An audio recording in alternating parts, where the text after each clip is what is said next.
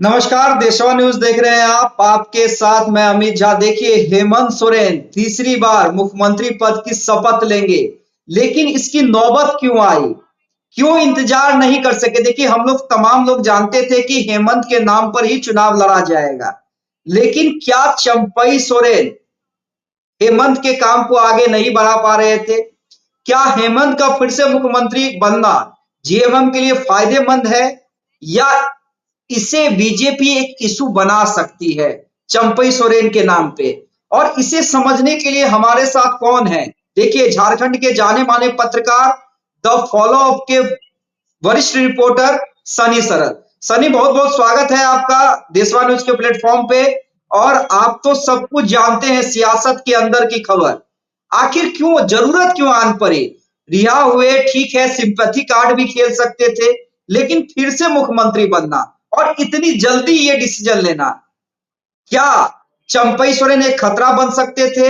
या हेमंत सोरेन को लगा कि नहीं, अगर हम ही मुख्यमंत्री रहते हैं तो ज्यादा फायदा होगा? देखिए, आज से 5 महीने पहले जनवरी को पूछताछ के बाद ईडी ने गिरफ्तार कर लिया था हेमंत सोरेन को और परिस्थितिवश चंपई सोरेन को मुख्यमंत्री बनाया गया था। और उसके बाद 5 महीने तक लगातार ये काम किया। लेकिन हेमंत सोरेन के जेल से निकलने के बाद भी चर्चा शुरू हो गई थी कि कहीं न कहीं अब सत्ता परिवर्तन होगा। और हेमंत सोरेन अगर जेल से नहीं भी निकले तो आपको याद होगा अमित जी की उस समय चर्चा ये थी कि गांधी से अगर हेमंत सोरेन की पत्नी कल्पना सोरेन चुनाव जीत जाती है, तब फिर उन्हें मुख्यमंत्री बना दिया जाएगा। और जेएमएम की रणनीति भी यही थी कि अगर हेमंत सोरेन नहीं निकलते हैं तो कल्पना सोरेन को जो है जल्दी सौंपा जाएगा, सत्ता की कमान जो है सौंपी जाएगी। परिस्थितिवश चंपई सोरेन को मुख्यमंत्री बनाया गया था। और खास करके इसमें जो अहम भूमिका निभाई वो इंडिया अलायंस के लोगों ने ही निभाई। और कांग्रेस के जो आलाकमान है, जो केंद्रीय नेतृत्व है, 2 दिन पहले सोनिया गांधी ने हेमंत सोरेन से फोन पर बातचीत की और उसके बाद गुलाम मोहम्मद मीर रांची पहुंचे। आपको याद होगा कि इससे पहले भी गुलाम मोहम्मद मीर रांची जेल में जाकर चुपके से वो रांची पहुंचे थे और रांची पहुंचकर उन्होंने जेल में हेमंत सोरेन से मुलाकात की थी। और मुलाकात करने के बाद सीधे यहाँ से दिल्ली चले गए थे। तो अब इस मुलाकात के बाद से ही कई तरह की चर्चा होने लगी थी। बाकी उस समय कयास यही लगाया जा रहा था कि मंत्रिमंडल में फेरबदल होना है। हालांकि आलम जो जेल गए हैं, जो ग्रामीण विकास मंत्री थे, उनकी जो जगह खाली हुई है वहां भरने के लिए जो है ये मुलाकात हो रही है और बात हो रही है। लेकिन दरअसल ये पूरी रणनीति है कि सत्ता का चेहरा बदला जाए। इंडिया अलायंस और खास करके कांग्रेस के जो प्रदेश प्रभारी हैं गुलाम मोहम्मद मीर, इनका कहना है कि 2019 में हेमंत सोरेन के नेतृत्व में ही हम लोगों को जो है ये बहुमत मिला था। और अभी चूंकि लोकसभा का चुनाव संपन्न हो गया और फिर से हम विधानसभा चुनाव में जा रहे हैं, इसलिए चंपई सोरेन के चेहरे पर चुनाव लड़ना कहीं न कहीं बहुत फायदेमंद ही होगा। इसलिए हेमंत सोरेन को फिर से सत्ता की कमान सौंपनी चाहिए। ठीक है, मेरा यही सवाल वजह यह है कि चंपई सोरेन के नाम पे नहीं लड़ा। ये तो तय था कि हेमंत सोरेन के नाम पे ही चुनाव लड़ा जाएगा, लेकिन मेरा सवाल यह है कि क्या वेट नहीं किया जा सकता था? क्योंकि चुनाव में ज्यादा दिन कहाँ है। सवाल यही है कि चुनाव में ज्यादा दिन कहाँ है। अगर आपको हेमंत के चेहरे पर ही जाना था, तो फिलहाल चंपई मुख्यमंत्री बने तो रह सकते थे, और अगले चुनाव में आप सिंपैथी कार्ड भी खेल सकते थे, हेमंत के नाम पर चुनाव में जा सकते थे। तो आपको नहीं लग रहा है कि थोड़ी जल्दबाजी जेएमएम या इंडिया गठबंधन ने दिखलाई है? देखिए, जल्दबाजी नहीं, पूरी रणनीति के साथ ये सारा काम। क्योंकि आप देख रहे हैं कि अभी चर्चा लगातार ये हो रही है कि अक्टूबर में भी हो सकता है कि झारखंड में चुनाव हो सकते हैं। आप समझिए कि इंडिया गठबंधन के विधायकों की बैठक ठीक उसी दिन बुलाई गई जिस दिन राज्यपाल लौटने वाले थे। फिलहाल झारखंड के राज्यपाल है सीपी राधाकृष्णन, वो झारखंड के अलावे 2 और स्टेट के प्रभार में हैं। तो इनकी व्यस्तता ज्यादा है और पिछले 4-5 दिन से ये झारखंड से बाहर थे। लेकिन ये झारखंड मुक्ति मोर्चा के और इंडिया अलायंस के लोगों को पता था कि कल शाम 6:40 पर ये लौटने वाले हैं और कल ही इंडिया गठबंधन के तमाम जितने सत्ताधारी दल के विधायक हैं उनकी बैठक बुलाई गई। और उस बैठक में ये तय हो गया, जैसे ही 6:40 पर राज्यपाल पहुंचे और 7:30 बजे के आसपास सभी विधायकों को लेकर चंपई सोरेन पहुंच गए, हेमंत सोरेन पहुंच गए। उन्होंने चंपई सोरेन ने इस्तीफा दिया और हेमंत सोरेन ने सरकार बनाने का दावा पेश कर दिया। अब इसका सवाल है कि क्या हड़बड़ी दिखाई दी? तो देखिए, हड़बड़ी तो नहीं दिखाई। लोकसभा चुनाव के बाद पूरी रणनीति के साथ विधानसभा चुनाव की तैयारी में झारखंड मुक्ति मोर्चा और इंडिया अलायंस लग गया। इंडिया अलायंस का मानना है कि चंपई सोरेन के मुख्यमंत्री रहने से प्रशासनिक पकड़ जो है वो धीरे-धीरे लूज रहा है और ये विधानसभा के चुनाव में इसका नुकसान हो सकता है।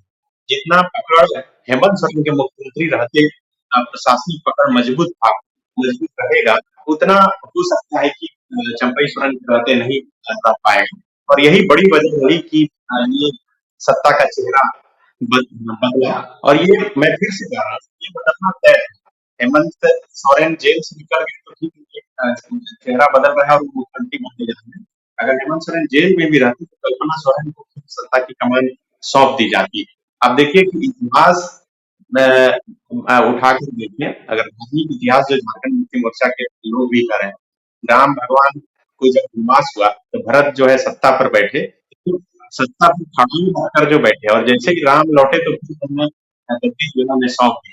तो यहाँ वही कहा जा रहा है कि चंपई सोरेन परिस्थिति बस बैठे और चंपई सोरेन जब मुख्यमंत्री बने और उन पर बाबूलाल मरांडी जो बीजेपी के प्रदेश अध्यक्ष है यहाँ पर, वो लगातार ये कहते रहे कि चंपई सोरेन हेमंत सोरेन पार्ट 2 नहीं बने। और चंपई सोरेन विधानसभा के अंदर लगातार जोर से बोलते हैं कि हाँ ये सरकार हेमंत सोरेन पार्ट 2 है, पार्ट 2 है, पार्ट 2 है। भले ही मुख्यमंत्री के पद पर कुर्सी पर चंपई सोरेन बैठे थे, लेकिन हेमंत सोरेन का ही नाम और हेमंत सोरेन के काम करने का ही तरीका सब कुछ चल रहा है। और यही वजह है कि जब सब कुछ हेमंत सोरेन का ही था और हेमंत सोरेन के नाम पर ही चुनाव में जाना है, तो फिर क्यों नहीं फिर से हेमंत सोरेन को ही मुख्यमंत्री बना अच्छा चंपई, आप देखिए, मैं तो अभी पटना में बैठा हुआ हूँ, आप रांची में बैठे हुए हैं। कभी चंपई सोरेन से मांझी वाली आहट आई कि नहीं? जीतन राम मांझी की मैं बात कर रहा हूँ। देखिए एक बार आपको मुख्यमंत्री बना दिया जाता है फिर हटाना, और जीतन राम मांझी उसके लिए तैयार नहीं थे, लेकिन चंपई सोरेन जितनी आसानी से तैयार हो गए, और वो हमेशा कहते भी रहे कि हमने हेमंत बाबू के काम को हम आगे बढ़ा रहे हैं, इंडिया गठबंधन की बैठक होती है जाकर खुद से रिजाइन दे देते हैं।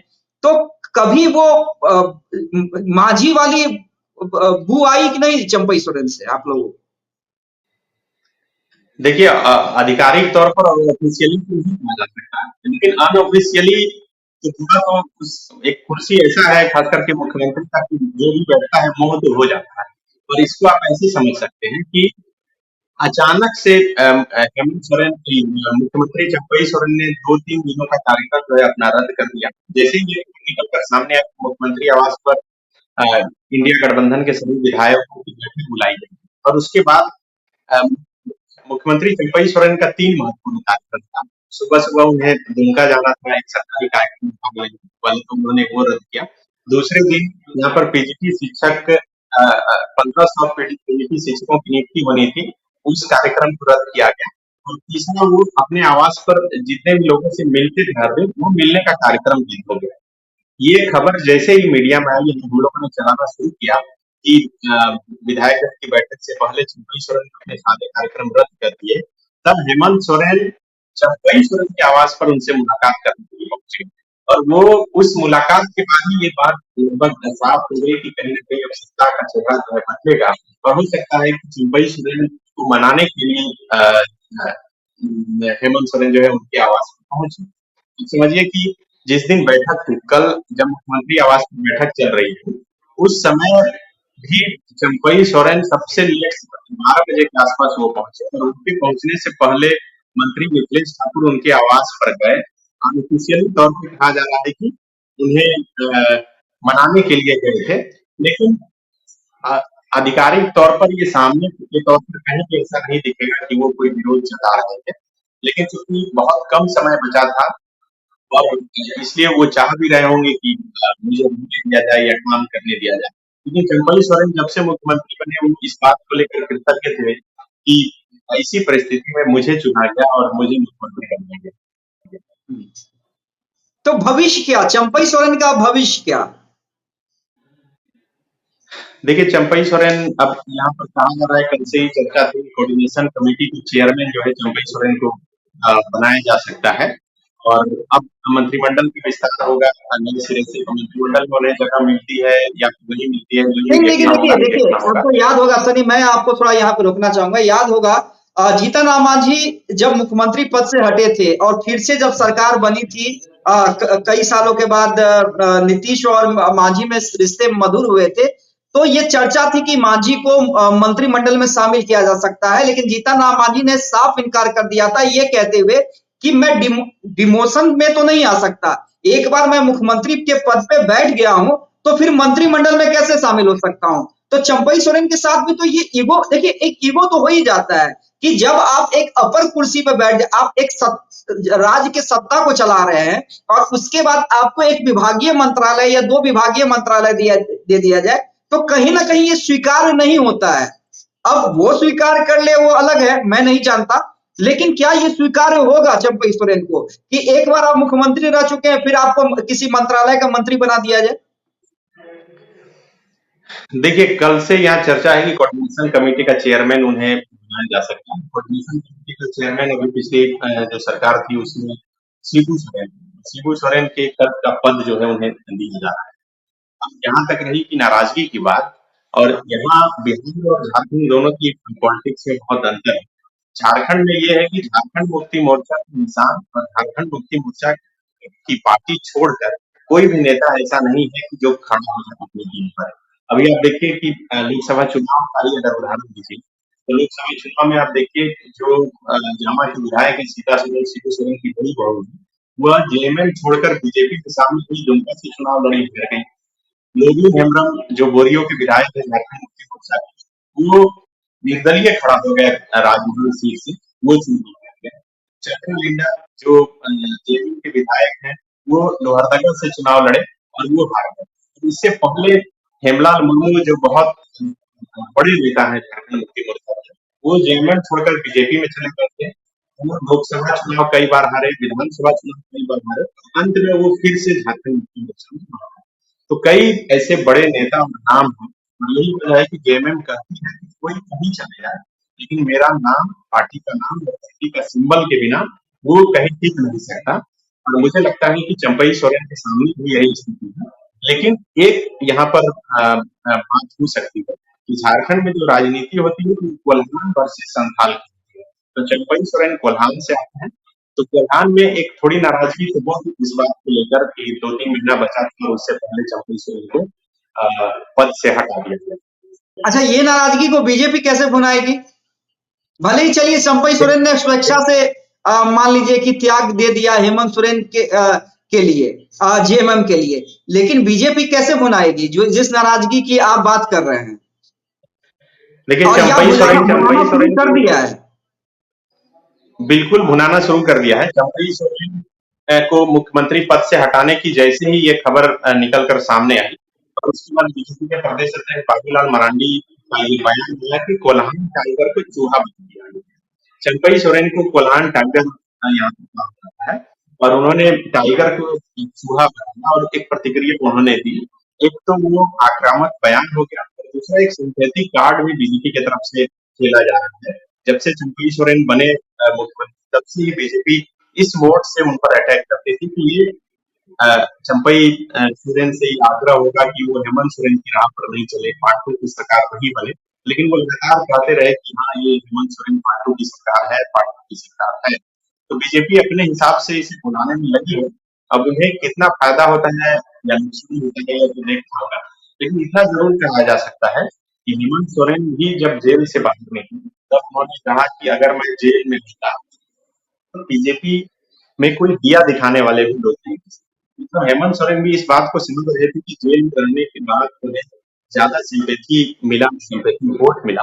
अब चूंकि मैं बाहर आ गया हूँ, तो हम मजबूती से चुनाव लड़ना होगा, और यही वजह है कि वो सत्ता की कमान संभाल रहे हैं। तो इस हिसाब से एक तो जेल से बाहर निकलना, और दूसरी फिर से हेमंत सोरेन का सत्ता में आ जाना, तो थोड़ा फायदा तो बीजेपी को होगा लोकसभा चुनाव में होगा।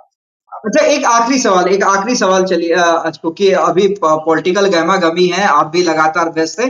एक आखिरी सवाल, चलिए हेमंत सोरेन फिर से मुख्यमंत्री बन जाते हैं, फिर अगर वो कानूनी दांवपेच सामने आ गया तब क्या होगा? क्योंकि अभी देखिए हाई कोर्ट से जमानत मिली है, और जहां तक मेरी जानकारी है ईडी सुप्रीम कोर्ट की ओर मूव कर चुकी है, करने वाली है। सुप्रीम कोर्ट से अगर झटका लग जाता है तब क्या स्थिति होगी? देखिए, जिस दिन हेमंत सोरेन को हाईकोर्ट से जमानत मिली, उसी दिन से ये चर्चा शुरू हो गई कि सुप्रीम कोर्ट में ईडी जो है पिटीशन डाल सकती है, लेकिन अब तक ऐसा हुआ नहीं है।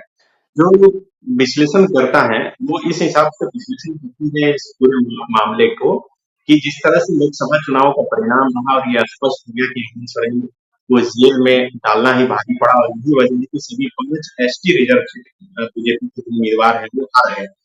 और अब वैसी कोशिश नहीं होगी और यही वजह है कि ये सोचकर हेमंत सोरेन ने ये डिसीजन लिया होगा। और मैं फिर से वही बात दोहराता हूँ कि हेमंत सोरेन जब बोले कि हम जेल में रहते तो इन लोगों का कोई दिया दिखाने वाला भी नहीं रहता।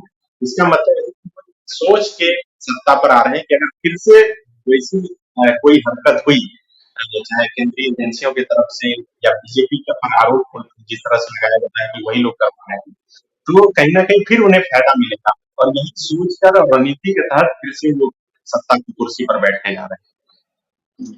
चलिए ठीक है सनी, बहुत बहुत धन्यवाद आपका। तो देखिए सनी शरद का कहना है ये प्लानिंग जो है लोकसभा चुनाव का जैसे ही रिजल्ट आया तभी से कर ली गई थी, और अगर हेमंत नहीं भी निकलते तब भी चंपई सोरेन का जाना तय था, तब कल्पना सोरेन टेक ओवर करती, लेकिन ऐसा नहीं हुआ। जमानत मिली और अब हेमंत सोरेन आपको तीसरी बार शपथ लेते दिखेंगे। हालांकि बीजेपी ने इस पूरे मामले को भुनाना शुरू कर दिया है। फायदा किसे मिलता है? जेएमएम को मिलता है, बीजेपी को मिलता है, वो आने वाले दिनों में पता चलेगा। लेकिन झारखंड की बड़ी पॉलिटिकल खबरों के लिए आपके साथ, मेरे साथ हमेशा आपको सनी शरद दिखते रहेंगे। फिलहाल के लिए बहुत बहुत धन्यवाद। नमस्कार।